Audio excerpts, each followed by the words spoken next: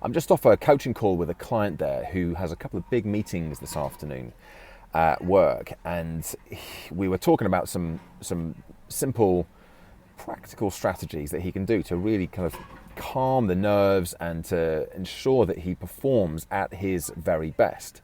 I'm sure we've all been in those situations before where the stakes are raised and all of a sudden you start thinking, oh my God, this is a big stage now, and don't screw up, don't screw up, don't screw up. That just makes things worse. And the good news is there are some practical things that you can do, and this is what we've been working on with this particular client over the last few weeks. Today was a bit more of a summary and pre-performance pep talk, if you will.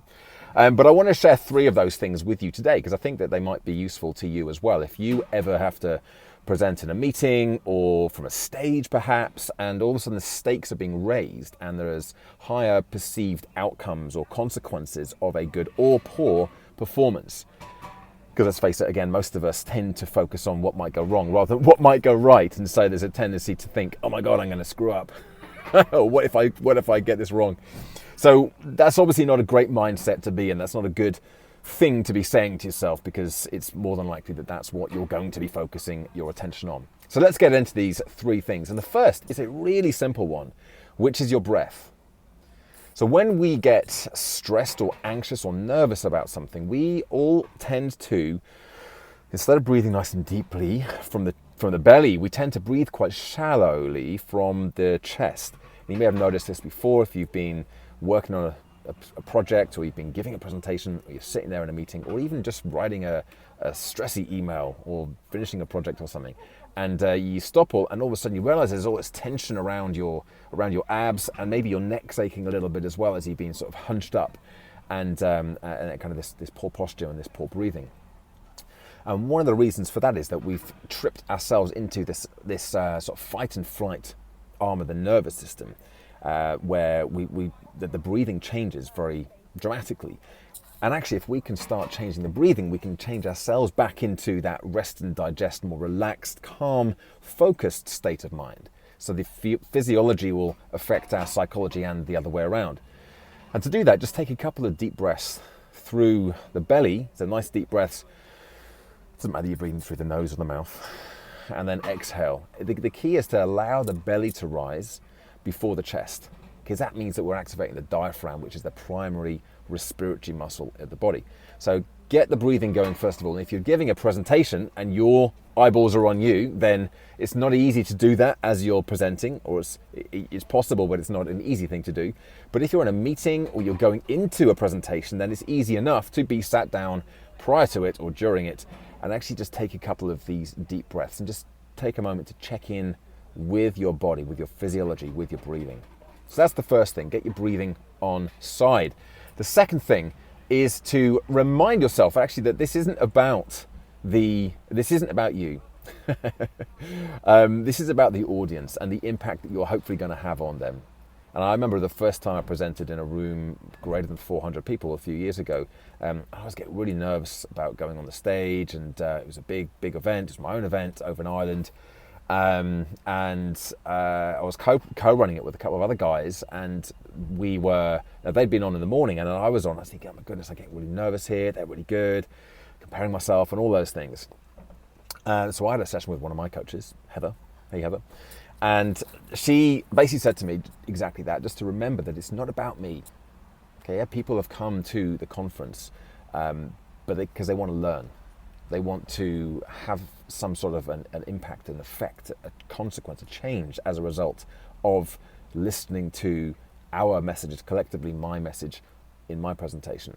And as soon as I shifted the focus from me onto the audience, it shifted that nervous energy into kind of an excitement, an opportunistic energy that tied in very closely with my values and my purpose, which is to try to inspire people to take more action so that they can thrive more in their lives.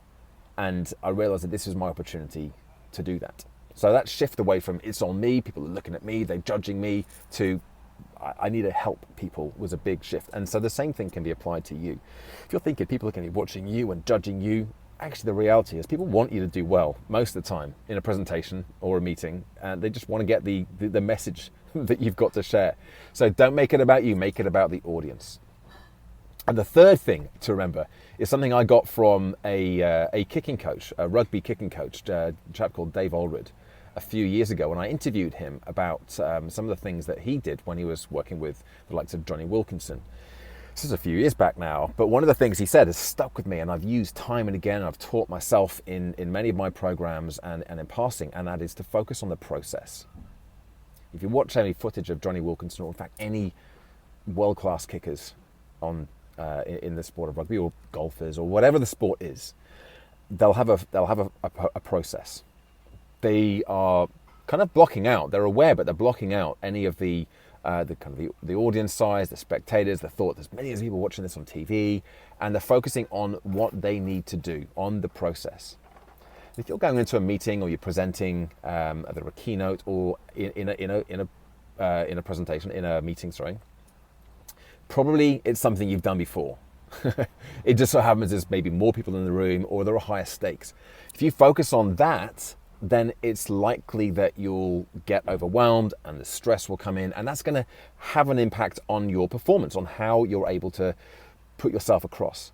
Whereas if you put the focus on the process in the moment that you're doing it, something you know you can do, you know how to do, you know that you're good at it, that's what is going to allow you to perform at your best, even in those stressful times. Dave already talks about it as performing under pressure. And that doesn't have to be on the sports pitch. That can be in all areas of your life, whatever that is.